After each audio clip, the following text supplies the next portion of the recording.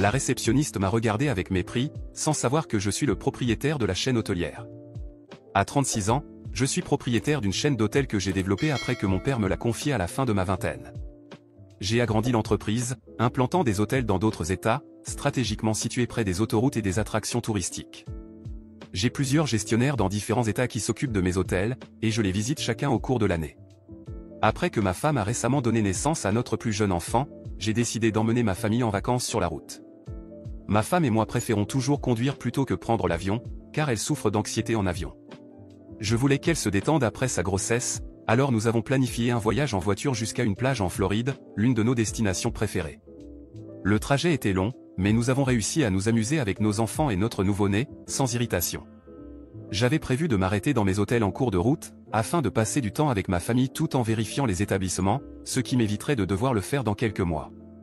Après des heures de conduite, j'ai décidé de m'arrêter à mon hôtel en Alabama pour y passer la nuit. Nous sommes arrivés à 15 h et nous sommes dirigés vers le comptoir de réception. La réceptionniste a levé les yeux de son ordinateur, et j'ai immédiatement remarqué son expression désintéressée alors que nous approchions.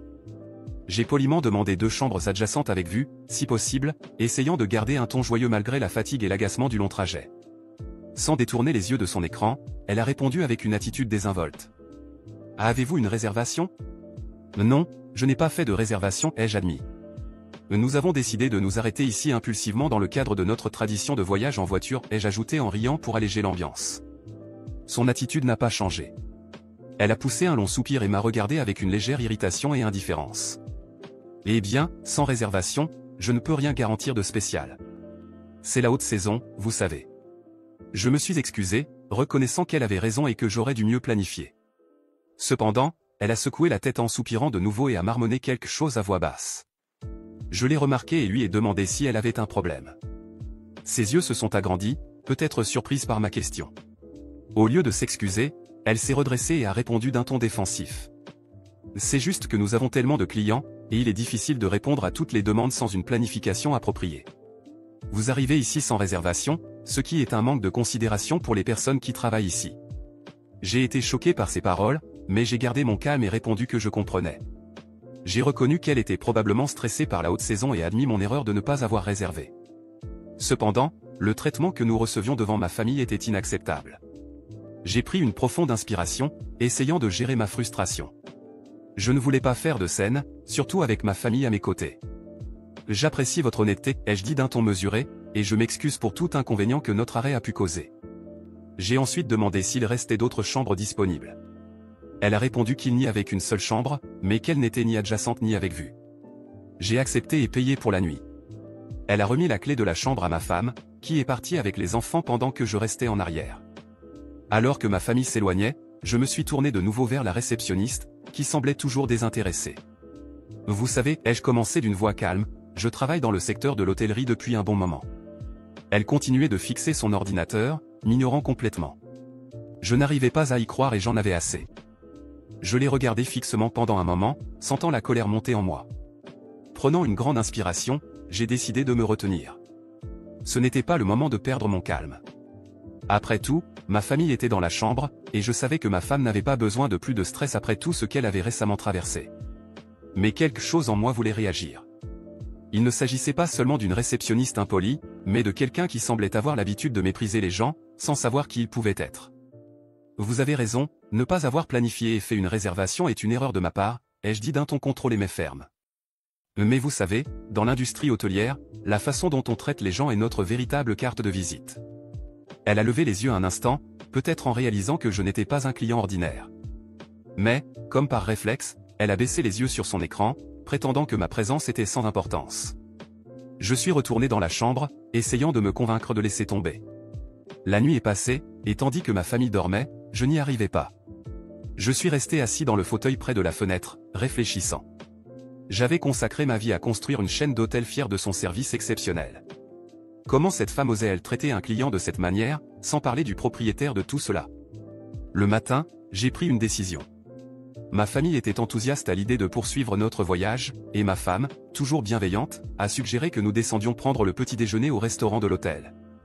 Nous sommes descendus ensemble, mais avant d'arriver au restaurant, je leur ai demandé d'y aller en avance, expliquant que j'avais une affaire à régler. Je suis retourné à la réception.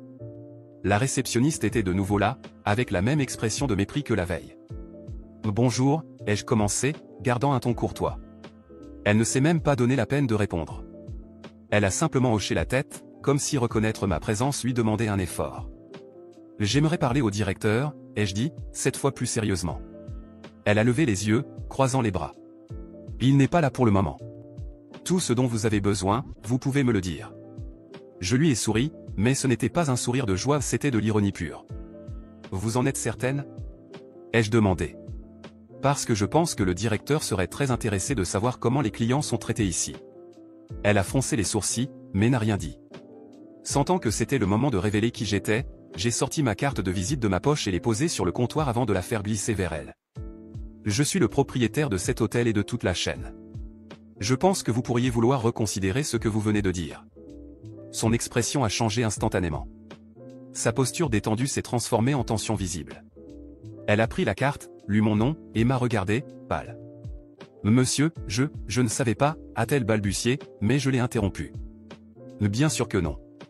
Mais c'est exactement le problème. Vous ne devriez pas avoir besoin de savoir qui est une personne pour la traiter avec respect. » Le directeur a été appelé en urgence. Contrairement à la réceptionniste, c'était un homme professionnel, visiblement préoccupé par la situation. Après une longue conversation dans son bureau, je lui ai expliqué ce qui s'était passé et j'ai insisté sur le fait que cet incident ne pouvait pas être ignoré. C'était une question de principe. Je voulais que tous les employés comprennent que le respect est la base de notre marque. Le directeur m'a assuré que des mesures seraient prises, et avant de partir, j'ai bien précisé que je reviendrais. J'ai quitté l'hôtel avec le sentiment d'avoir fait ce qui était juste, mais quelque chose me troublait encore. Je savais que cette réceptionniste n'était pas une exception. Combien d'autres personnes comme elle pouvaient nuire à l'expérience de nos clients? Alors que nous poursuivions notre voyage, cette pensée continuait de me hanter. J'ai réalisé que ce n'était pas juste un incident isolé. Peut-être était-il temps de réaliser des audits surprises dans mes autres hôtels. Si cela arrivait dans un de mes établissements, qu'est-ce qui pouvait bien se passer dans les autres? Et si le problème était plus grand que je ne l'imaginais? Cette question résonnait dans mon esprit tout au long du trajet, alors que je regardais par la fenêtre, observant les paysages changer. Lorsque nous sommes finalement arrivés à la plage, ma femme était heureuse, et mes enfants couraient sur le sable. Mais je n'arrivais toujours pas à me détendre. La décision était prise, dès que notre voyage serait terminé, je lancerais un processus rigoureux d'investigation dans chacun des hôtels que je possède. Je savais que cela pourrait révéler des vérités désagréables, mais c'était nécessaire. Chaque client qui franchissait la porte de l'un de mes hôtels méritait de se sentir valorisé. Et je ne me reposerai pas tant que je ne serais pas certain que c'était le cas. La semaine suivante, j'ai décidé de retourner à l'hôtel en Alabama, cette fois seul. Ma famille était en sécurité et tranquille à la maison, et je devais consacrer toute mon attention à résoudre ce qui s'était passé. Il ne s'agissait pas seulement de cette réceptionniste, il s'agissait de l'impact plus large qu'un tel comportement pouvait avoir sur la réputation de ma chaîne hôtelière. Au fond de moi, je savais que le problème allait au-delà d'un seul employé, il y avait quelque chose qui clochait dans la gestion de cet établissement. Je suis arrivé à l'hôtel sans prévenir, en me faisant passer pour un client ordinaire. Cette fois, je suis resté discret, voulant observer comment le personnel interagissait avec les autres clients. Je me suis assis discrètement dans le hall pendant des heures, regardant tout ce qui se passait. Il ne m'a pas fallu longtemps pour comprendre que le problème était systémique. La réceptionniste qui m'avait maltraité n'était pas la seule à adopter une attitude désinvolte. D'autres employés pendant ce service avaient la même approche, impatience, mépris et manque d'empathie. J'ai vu des clients ignorés, des demandes traitées avec négligence et même des remarques à peine voilées de sarcasme. Alors que je prenais mentalement note de tout, le directeur est finalement apparu. Un homme d'âge moyen, portant un costume un peu froissé, affichant un sourire forcé tout en saluant des clients qui semblaient plus importants. Il est passé près de moi sans remarquer ma présence, trop occupé à consulter son téléphone. Cela a confirmé mes soupçons, le problème venait du sommet. Le lendemain, j'ai convoqué une réunion avec tout le personnel de l'hôtel. Au début, personne ne savait qui j'étais, mais lorsque je me suis présenté, j'ai vu le choc sur leur visage. Le directeur, en particulier, semblait visiblement mal à l'aise, ajustant nerveusement sa cravate pendant que je parlais. « Je suis ici parce que ce qui s'est passé la semaine dernière est inacceptable », ai-je commencé, d'un ton calme mais ferme. Le comportement que j'ai vécu, et ce que j'ai observé hier, ne représentent pas les valeurs de notre marque. Chaque client qui franchit ces portes doit être traité avec respect et dignité, quel qu'il soit ou quoi qu'il ait fait. J'ai fixé du regard la réceptionniste qui m'avait maltraité. Elle était assise au fond, évitant mon regard. J'ai continué, en me tournant vers le directeur. Je veux être clair, bien que chaque individu soit responsable de ses actes, l'échec d'un système reflète directement la qualité de son leadership. Un silence lourd a envahi la salle. Certains employés ont échangé des regards incertains, tandis que d'autres semblaient méfiants. En tant que directeur, vous êtes responsable de la formation, de la supervision et de l'exemple que vous donnez à cette équipe. Ce que j'ai vu hier et ce que j'ai vécu en tant que client montre que ce leadership fait défaut. Je me suis tourné complètement vers le directeur. Il a tenté de m'interrompre, mais j'ai levé la main pour l'arrêter. À partir d'aujourd'hui, vous ne faites plus partie de cette équipe, ai-je annoncé. Son expression est passée de la surprise à l'indignation. Monsieur, avec tout le respect que je vous dois, je ne trouve pas cela juste, a-t-il commencé. J'ai des années d'expérience et l'expérience sans engagement envers les bonnes valeurs ne vaut rien, les jeux interrompus, d'une voix ferme. Je ne suis pas ici pour compromettre la qualité de ce que j'ai construit avec tant d'efforts. Le directeur s'est levé, essayant encore d'argumenter, mais je ne lui ai pas laissé d'espace. Il a quitté la salle, marmonnant quelque chose sur la loyauté et l'injustice. Une fois la porte fermée, je me suis adressé au reste du personnel. Je sais que certaines décisions sont difficiles à accepter, mais je ne suis pas ici pour plaire à qui que ce soit. Je suis ici pour m'assurer que cet hôtel soit un lieu où chaque client se sente accueilli et valorisé. Mon regard s'est posé sur la réceptionniste. Quant à vous, ai-je dit en la pointant directement, votre attitude a été la plus flagrante. Vous avez eu l'occasion de vous rattraper lorsque vous avez découvert qui j'étais, mais vous avez choisi de poursuivre dans le mépris. C'est quelque chose que je ne peux pas tolérer. À partir de maintenant, vous êtes également renvoyé. Elle est devenue pâle, ouvrant la bouche pour parler, mais aucun mot n'est sorti. Elle a rassemblé ses affaires en silence et est partie. Après leur départ, l'atmosphère dans la salle était tendue. Beaucoup d'employés semblaient mal à l'aise, et certains murmuraient entre eux. L'un d'eux, plus audacieux, s'est levé et a dit « Avec tout le respect que je vous dois, monsieur, cela me semble extrême. » Ils faisaient bien leur travail. J'ai pris une profonde inspiration avant de répondre. Les bons employés ne sont pas seulement ceux qui accomplissent des tâches, ce sont ceux qui le font avec respect, empathie et professionnalisme.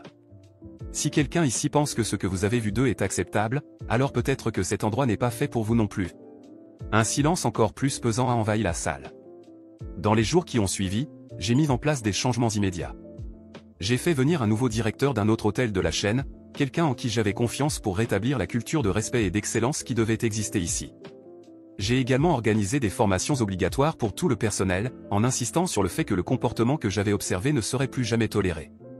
Malgré une certaine résistance initiale, beaucoup d'employés ont commencé à remarquer les améliorations. Les clients ont commencé à commenter l'atmosphère plus accueillante, et les avis sur l'hôtel ont commencé à s'améliorer. Cependant, je savais que le travail était loin d'être terminé. Il y avait d'autres hôtels à auditer, et chacun d'eux pouvait cacher des problèmes similaires. J'ai quitté l'hôtel en Alabama avec le sentiment d'avoir accompli mon devoir, mais avec la certitude que ce n'était que la pointe de l'iceberg. La prochaine étape serait de visiter un autre État, un autre hôtel, et de continuer à m'assurer que les valeurs pour lesquelles j'avais tant lutté soient respectées. Je savais que cette bataille serait longue, mais j'étais prêt à affronter tout ce qui serait nécessaire. Après tout, ce qui était en jeu n'était pas seulement ma réputation, c'était l'essence même de ce que j'avais construit.